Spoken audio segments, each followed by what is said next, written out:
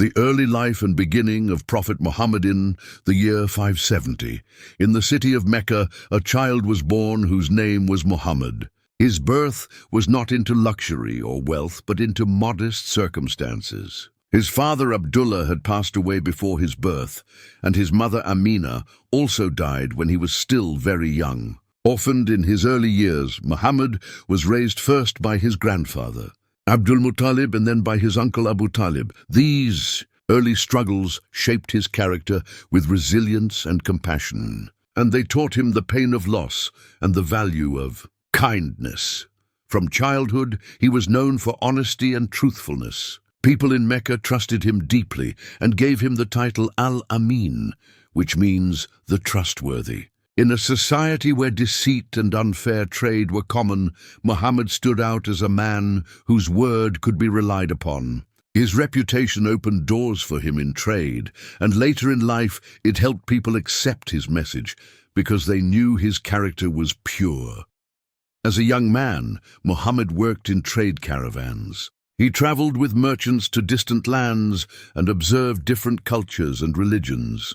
These journeys gave him experience and knowledge of the wider world, and also deepened his sense of fairness in business dealings. He never cheated anyone and always dealt justly.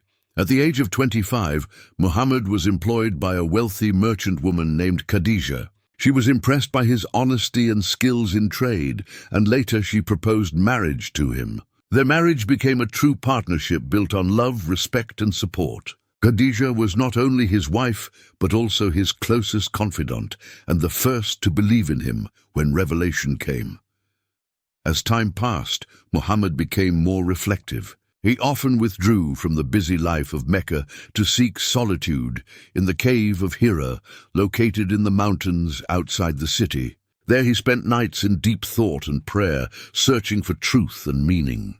It was during one of these retreats at the age of 40 that the angel Gabriel appeared to him with the first revelation. The words recited to him were the beginning of the Quran and marked the start of his prophethood. The experience left him shaken and overwhelmed. He returned home trembling and uncertain, but Khadija comforted him and reassured him that he was chosen for something greater. She became the first person to embrace Islam. Soon others followed, including his close friend Abu Bakr, his young cousin Ali, and his servant Zaid. These first believers formed the foundation of the new faith. The message he preached was simple yet powerful. It called people to worship one God alone, to abandon idols, to care for the poor, to deal honestly in trade, and to show mercy to others. In a society divided by tribal pride and economic injustice, these teachings were revolutionary. They gave hope to the oppressed, including slaves and the poor. Among the early converts was Bilal, a slave who suffered torture for his belief, but remained steadfast and later became the first to call Muslims to prayer. Leaders of Mecca, however, resisted Muhammad's message. They saw it as a threat to their power and to the profits they made from idol worship at the Kaaba. They mocked him, persecuted his followers, and tried to silence him. Despite the hostility, Muhammad remained patient and steadfast. He taught his followers to endure with faith and to respond with kindness rather than revenge. One of the greatest trials came when the Quraysh tribe enforced a boycott against Muhammad and his supporters. For 3 years, they were cut off from trade and society, suffering hunger and hardship. Yet their faith did not break, and eventually compassion from some members of the Quraysh ended the boycott. This difficult time tested the patience of the Muslims and strengthened their bond with one another.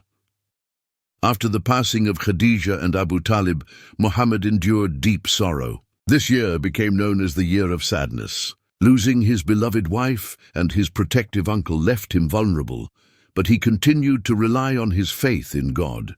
He traveled to the city of Taif seeking support, but instead was rejected and mistreated. Even in that painful moment, he prayed for the guidance of those who had harmed him instead of asking for revenge. That same year, he was granted a miraculous journey known as Isra and Miraj. In this journey he was taken from Mecca to Jerusalem and then ascended to the heavens, where he was shown signs of God's greatness and met earlier prophets. This event strengthened his spirit and introduced the 5 daily prayers, which became a pillar of Islam. As the number of Muslims grew, life in Mecca became more difficult. Persecution was harsh, and many were forced to leave their homes. Eventually, the invitation came from the people of Yathrib, a city later known as Medina. They asked Muhammad to come and serve as a leader and peacemaker among them. This invitation marked the beginning of a new chapter. The migration to Medina, known as the Hijrah, was not just a physical move, but the start of building a true Islamic community. By this time, Muhammad had already shown qualities that set him apart as a leader. He was humble, he was generous, he cared for the poor, and he treated everyone with dignity. He mended his own clothes, helped with household tasks, and sat among his companions as one of them. He never sought power for himself, but always placed justice, mercy, and service above all else. These early years reveal the foundations of his character and mission. From an orphaned child to a trusted merchant, from a reflective seeker in the cave to the messenger of God, Muhammad's story is one of patience, compassion, and strength. His life was filled with trials, but each trial only brought him closer to his purpose. The migration to Medina and the formation of a new community. Decision to leave Mecca was not an easy one for Prophet Muhammad and his followers. Mecca was their home, the place of the Kaaba, the sacred house built by Prophet Ibrahim. Yet the persecution had reached a point where life had become unbearable. The Muslims were beaten, mocked, and cut off from society. Some had already migrated earlier to Abyssinia, where a Christian king gave them protection, but now a greater migration was needed. The people of Yathrib, a city north of Mecca, had heard of Muhammad and his reputation as a man of truth. Their own city was divided by tribal conflicts, and they longed for a leader who could bring peace. They sent a delegation to meet Muhammad, and after listening to his teachings, they invited him to come to their city as a guide and mediator. This invitation was a turning point. When the command of God came to migrate, the Muslims began to leave Mecca secretly in small groups. The Quraysh realized that their grip on Muhammad's mission was slipping, and they plotted to kill him. A group of young men from different clans gathered to carry out the attack, but Allah protected his messenger. On the night of the plan, Muhammad asked his cousin Ali to sleep in his bed while he quietly left with his close companion Abu Bakr. The two men set out on a journey that would change history. They hid for several days in the cave of Thar, while the Quraysh searched desperately for them. At one point, the pursuers came so close that Abu Bakr feared for their lives, but the Prophet reassured him with words of faith, saying that God was with them. A spider spun a web over the entrance of the cave, and a bird built a nest, which made the enemies believe that no one had entered. In this way, their lives were spared. After days of travel, they finally reached Yathrib, where they were welcomed with joy. The people came out in groups, singing verses of welcome, and their faces shone with happiness. This migration, known as the Hijrah, took place in the year 622, and it marked the beginning of the Islamic calendar. In Medina, Muhammad immediately began to build the foundations of the new community. The first task was to establish a mosque, which became the center of worship, learning, and social life. The mosque was not only a place for prayer, but also a meeting hall, a court, and a shelter for the needy. It symbolized unity and faith. Another important step was the creation of the Constitution of Medina. This document laid down rules for cooperation among the Muslims, the Jews, and other tribes of the city. It guaranteed religious freedom, established mutual defense, and promoted justice for all. This was one of the earliest examples of a written agreement that united different groups under a common law. The Prophet also established brotherhood between the emigrants from Mecca and the helpers of Medina. Each man from Mecca was paired with a man from Medina as a brother in faith. They shared their homes, their food, and their wealth with each other. This bond of brotherhood was unique in history, and it turned strangers into family. Life in Medina was not without challenges. The Quraysh in Mecca were furious that Muhammad had escaped their plan, and they feared the rise of a new power. They began to prepare for war. The first major battle took place at Badr in the second year after the Hijrah. The Muslims were few in number and poorly armed, while the Quraysh were strong and well-equipped. Yet with faith, unity, and courage, the Muslims achieved a decisive victory. This victory boosted their morale and showed that God was with them. The Quraysh, however, were not ready to give up. The following year, they returned with a larger army to fight at the Battle of Uhud. The Muslims fought bravely, but a mistake on the battlefield cost them dearly. A group of archers left their posts against the Prophet's instruction, and the Quraysh seized the opportunity to strike back. Many Muslims were wounded and some were martyred. The Prophet himself was injured, but he remained steadfast. The battle was a painful lesson in discipline and obedience. Years later, another major threat came in the form of the Battle of the Trench.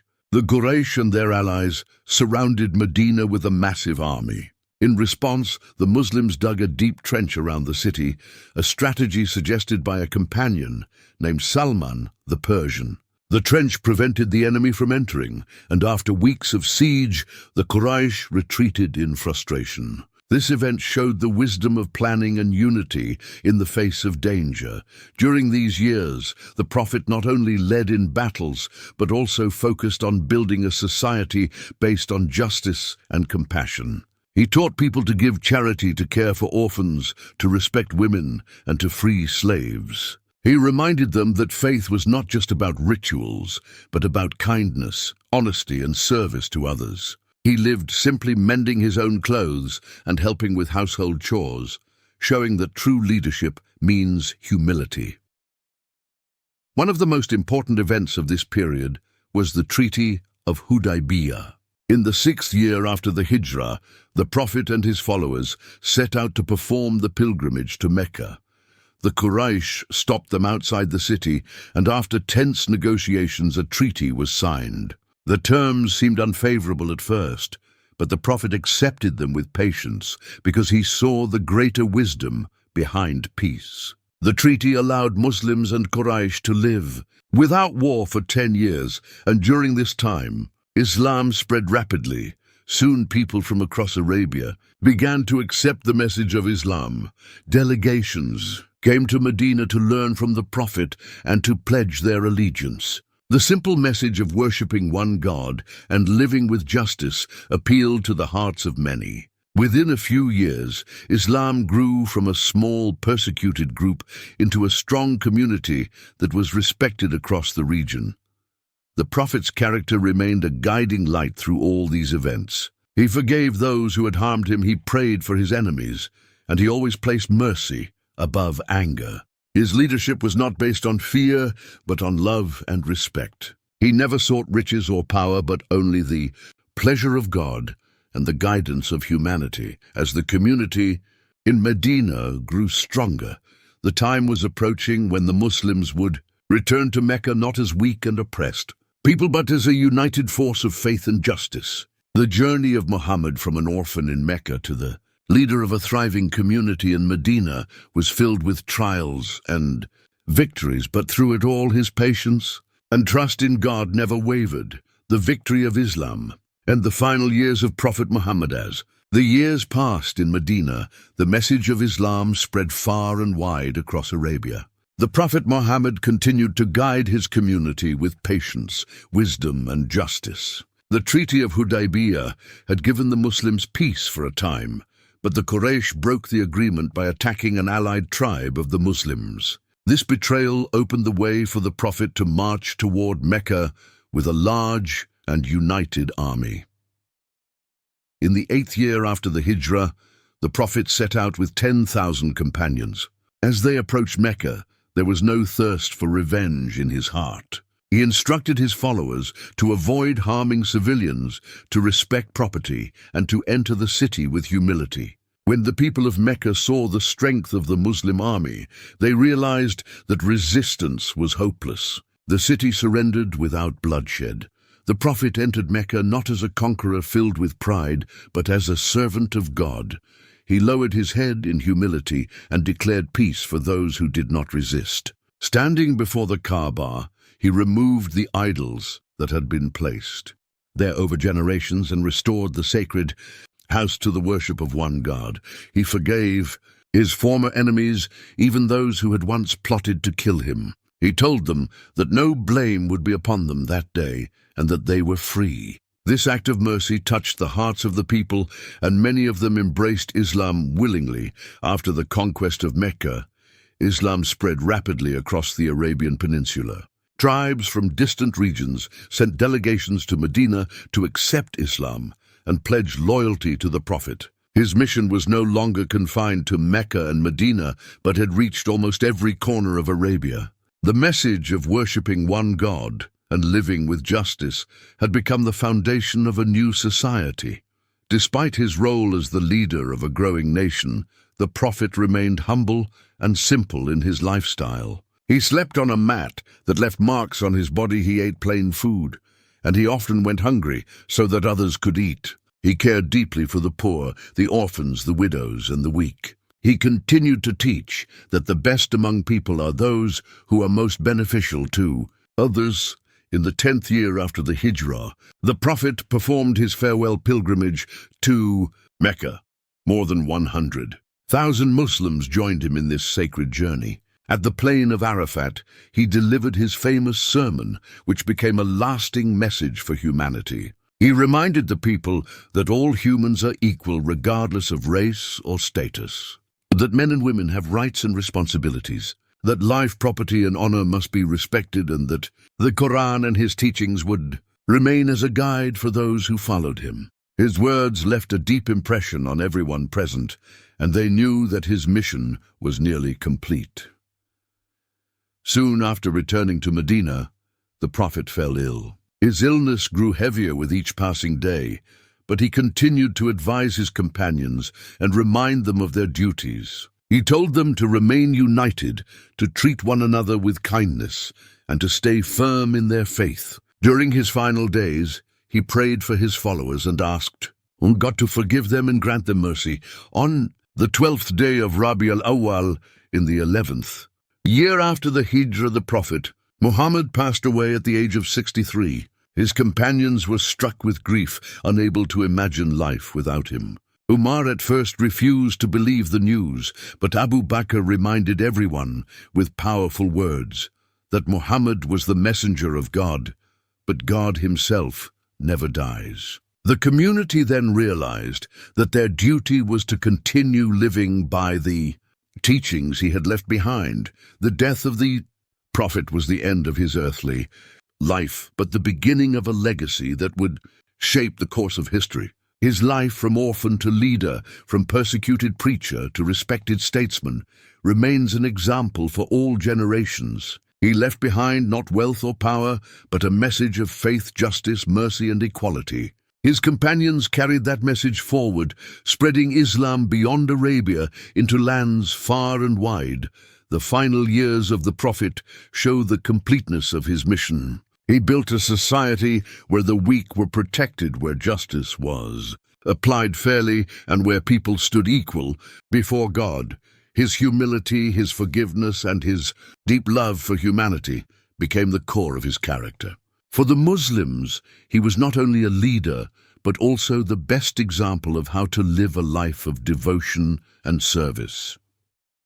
The legacy and everlasting influence of Prophet Muhammad. The passing of Prophet Muhammad was a moment of deep sorrow for his companions and family, but his mission did not end with his death. What he left behind was far greater than wealth or monuments. He left a faith built on the worship of one God and a way of life that guided people toward justice, mercy, and compassion. His teachings were preserved in the Quran and in his sayings and actions, which became a source of light for generations to come.